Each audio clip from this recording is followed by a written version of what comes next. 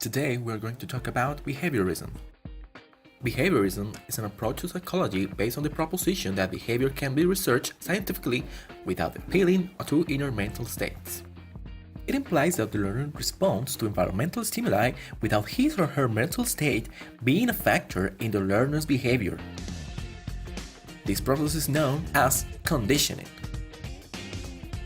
During the 1990s, Russian psychologist Ivan Pavlov was looking at salivation in dogs in response to being fed, when he noticed that his dogs would begin to salivate whenever he entered the room, even when he was not bringing them food.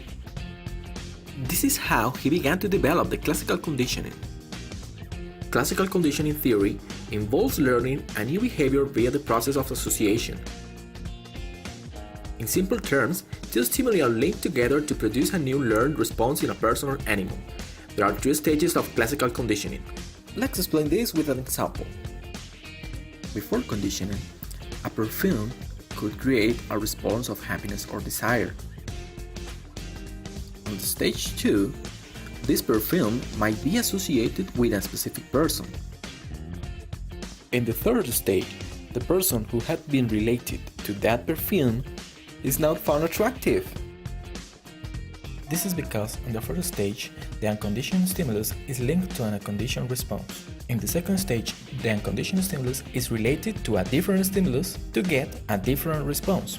But in the third stage, we mix both stimulus to get a conditioned response. In 1920, John Watson tried to demonstrate what Pavlov had discovered years earlier.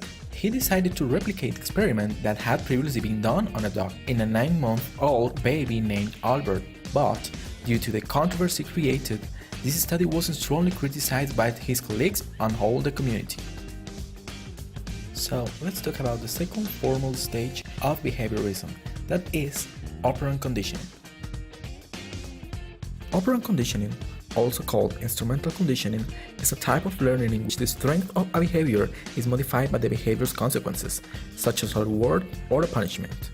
It was developed by B.F. Skinner, and all his work is summarized in the book The Behavior of Organisms. But what is the difference between operant conditioning and classical conditioning? In operant conditioning, a voluntary response is then followed by a reinforced stimulus. In this way, the voluntary response is more likely to be done by the individual. In contrast, classical conditioning is when a stimulus automatically triggers an involuntary response. Let's talk about the reinforcers. Positive reinforcers are favorable events or outcomes that are given to the individual after the desired behavior. This may come in the form of praise, rewards, etc. For example, a mother gives her son a chocolate for doing homework. Negative reinforcers typically are characterized by the removal of a desired or unpleasant outcome after the desired behavior. A response is strengthened and something considered negative is removed. For example, Natalie does the cleaning in order to stop her mother's nagging. Now let's talk about the punishments. Punishment, in contrast, is when the increase of something undesirable attempts to cause a decrease in the behavior that follows.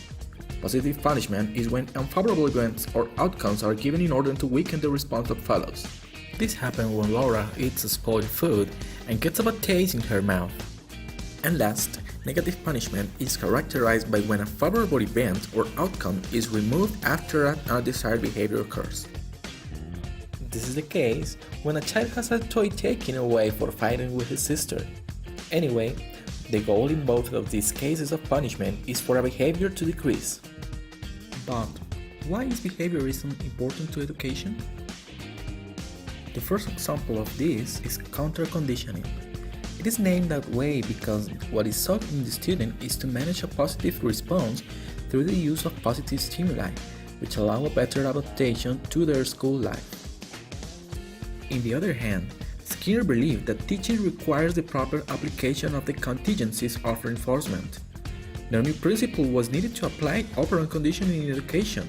He also stated that instruction is most effective when teachers present the material in small steps. Learners respond actively rather than passively.